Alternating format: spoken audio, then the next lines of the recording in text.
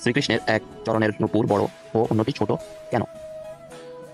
শ্রীকৃষ্ণের বিগ্রহ সাজাতে আমরা ময়ূরপুচ্ছ, বাঁশি, নূপুর সবই দিই, কিন্তু খেয়াল করেছেন কি তার এক পায়ে নূপুর বড়, অন্য পায়ে ছোট?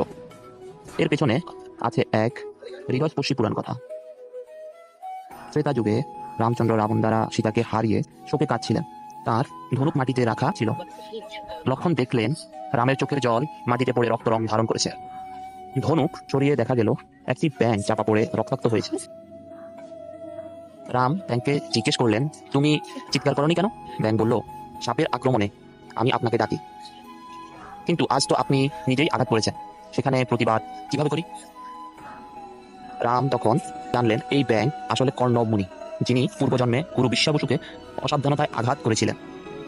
গুরু অভিশাপ দেয় ব্যাঙ জন্মের, তবে আশীর্বাদও দেন যে তার ভগবান রামের হাতে মুখ্য ঘটবে।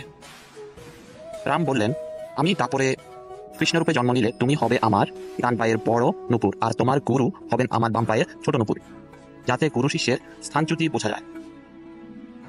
সেই থেকে শ্রীকৃষ্ণের এক পায়ে বড় নূপুর আর আরেক পায়ে ছোট নূপুর দেখা যায়।